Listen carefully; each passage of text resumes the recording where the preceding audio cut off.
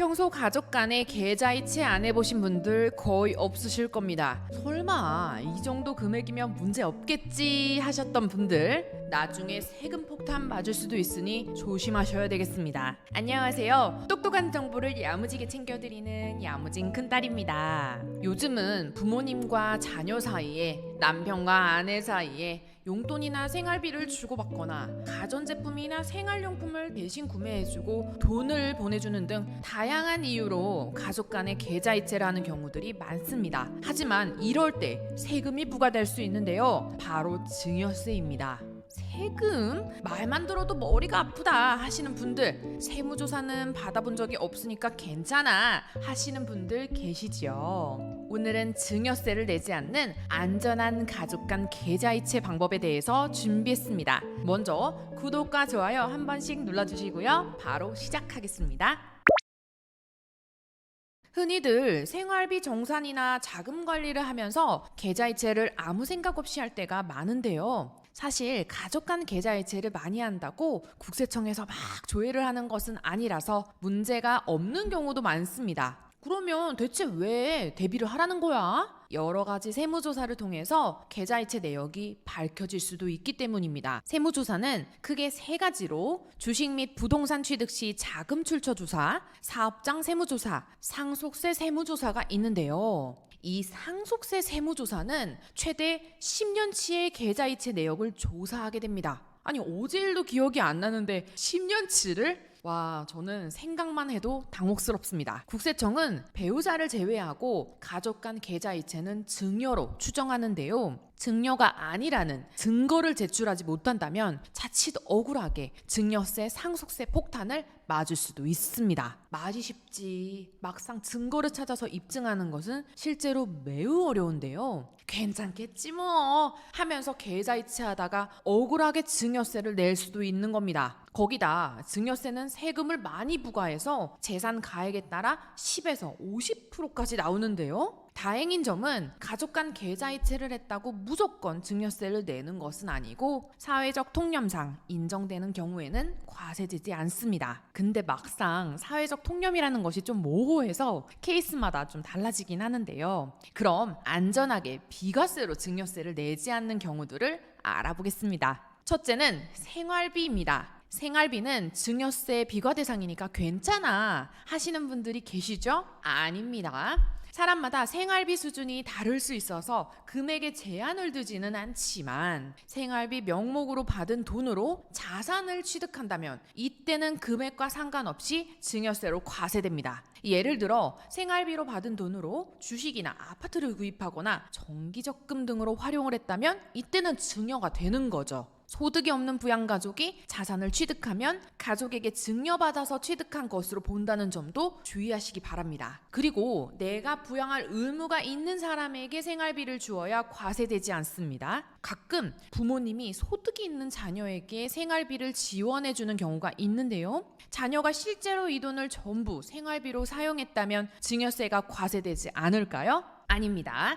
자녀가 벌고 있는 소득으로 충분히 생활이 가능한데도 부모님이 생활비를 지원해준다면 증여세가 과세됩니다. 이 소득이 없거나 부족한 경우에만 생활비가 증여세가 과세되지 않는다는 점 참고하시기 바랍니다. 가끔 생활비 명목으로 몇 년치를 막 한 번에 입금해 주시는 분들도 간혹 계시는데요. 안 됩니다. 생활비는 주기적으로 입금해야 비과세로 인정이 된다는 점 반드시 기억해 주세요. 둘째는 결혼 자금입니다. 보통 부모님이 자녀를 결혼시킬 때 TV나 냉장고, 세탁기 같은 고가의 전자제품을 사주는 경우가 많으신데요. 혼수용품으로 통상 필요하다고 인정되는 금액이면 비과세로 증여세를 내지 않아도 됩니다. 근데 올해 7월에 새롭게 발표되었어요. 지금까지는 부모님이 자녀에게 결혼자금 등의 명목으로 돈을 둘 때 5천만 원까지만 공제를 해줬었는데요. 이게 5천만 원을 넘기면 10에서 50%의 세금을 내야 했거든요. 이제는 결혼자금에 대해서 추가로 1억을 더 공제해 주기로 했습니다.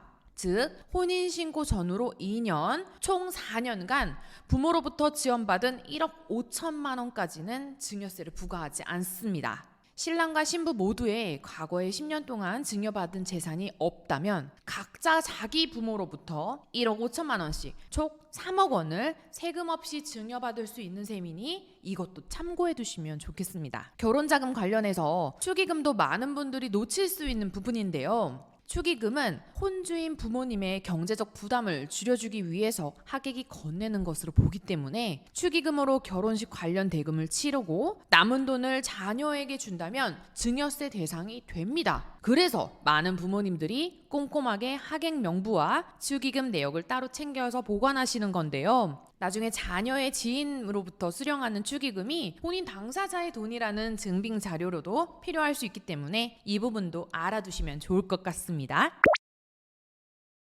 자, 그렇다면 생활비와 혼수용품이나 축의금 같은 그런 결혼 자금을 제외하고 다른 경우는 모두 증여세를 내야 할까요? 아닙니다. 증여재산 공제라고 증여재산을 일정 금액까지는 공제를 해줍니다. 먼저 배우자는 6억 원까지, 부모와 자식 간에는 5천만 원까지 세금을 내지 않고 증여할 수 있습니다. 부모가 미성년인 자녀에게 증여할 때는 2천만 원까지, 사위와 며느리의 경우는 1천만 원까지 가능한데요. 다만 계속 받을 수 있는 것이 아니라 처음 증여받는 날짜로부터 소급하여 10년 동안 증여받은 금액을 합산해서 계산해야 합니다. 간단한 예를 들어볼게요. 아버지가 아들에게 현금 1억 5천만 원을 처음 지급하고 10년이 지나고 증여할 때 발생하는 세액값, 10년 내에 2번 증여해서 발생하는 세액을 적어봤습니다. 똑같이 3억을 증여받았지만 증여세는 차이가 많이 나는데요. 10년에 걸쳐 2번 증여하는 경우에는 증여 공제도 2번 받았고 세율 구간도 다르기 때문에 전자와 후자 간의 세액 차이는 무려 2천만 원이나 됩니다. 그런데 여기서 주의해야 될 점이 하나 있습니다. 제가 처음에 상속세 세무조사는 과거 10년치에 대한 계좌이체 내역을 조사한다고 말씀드렸죠. 이때 돌아가신 부모님 계좌에서 자녀에게로 현금이 갔다면 이것을 사전 증여로 보고 상속재산에 포함시켜서 상속세를 내야 될 수도 있습니다. 그때 가서 부모님에게 받은 돈은 증여가 아니었어요 라고 증명하는 게 쉽지 않을 수 있기 때문에 평소에 가족끼리 이체하실 때는 꼭 메모에 세탁기 구입 등이라고 내용을 남겨놓으시면 좋겠습니다. 지금은 조금 귀찮더라도 혹시 나중에 확인이 필요하실 수도 있으니까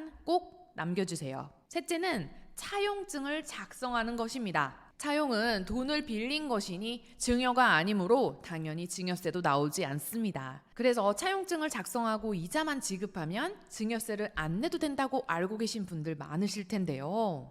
국세청에서는 이자 지급 내역뿐만 아니라 채무자의 소득 현황, 사용 금액 수준, 사용 기간, 사용처 등 여러 가지 사실들을 종합해서 증여인지 차용인지를 판단하고 있습니다. 남이 아닌 가족 간의 차용, 특히 부모 자식 간의 차용은 현실적으로 인정받기가 그렇게 쉽지 않을 수 있는데요. 문제없이 차용증을 작성하려면 먼저 차용증을 작성하고 우체국 내용 증명을 보내시기 바랍니다. 내용 증명을 보내면 차용증 문서의 신뢰성은 올라가면서도 공증보다는 훨씬 간편하기 때문이에요.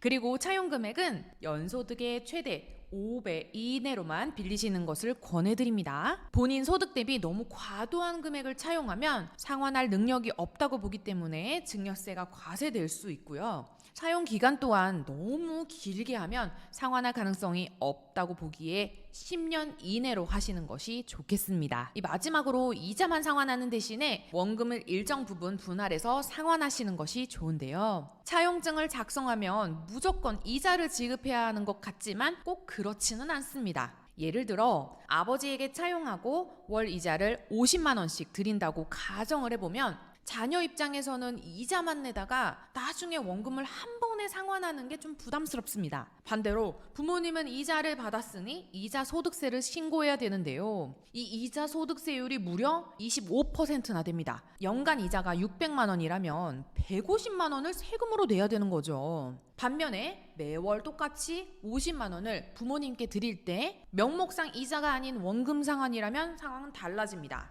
우선 자녀는 매월 원금을 상환하고 있으니 나중에 원금 상환 부담이 적어지고요. 부모님은 자녀에게 받는 돈이 이자가 아니라 원금을 돌려받는 것이니 이자 소득세를 낼 필요가 없어서 좋습니다. 이자만 지급하면 원금 상환 여부를 의심받을 수도 있지만 원금을 분할 상환하면 이미 원금을 상환하고 있는 중이니까 차용금을 증여로 보기가 더 어렵습니다. 이자 지급보다 오히려 무이자 원금 분할 상환이 더 안전한 방법이 되는 셈이죠. 다만 무한정 무이자로 차용할 수 있는 것은 아닌데요. 약 2억 1,700만 원까지는 무이자 원금 분할 상환이 가능하고 이 금액을 초과하는 차용금에 대해서는 4.6%의 이자를 지급해야 합니다. 예를 들어 3억을 사용한다면 2억 1,700만 원까지는 무이자 원금 분할로 하고 나머지 금액에 대해서만 4.6%의 이자를 책정하여 원금과 이자를 함께 상환하면 되겠습니다. 오늘은 가족 간 계좌이체를 아무 생각 없이 하면 나중에 세금 폭탄을 맞을 수도 있다는 이야기를 전해드렸습니다. 하지만 대비만 잘하면 세금 폭탄 다 피할 수 있으니 오늘 알려드린 내용 꼭 알아두시고 안전하게 계좌이체 하시면 좋겠습니다. 오늘의 영상이 조금이라도 도움이 되셨다면 구독과 좋아요, 알림 설정까지 부탁드리고요. 그럼 저는 또 똑똑한 정보를 야무지게 챙겨서 돌아오겠습니다. 여러분 안녕, 감사합니다.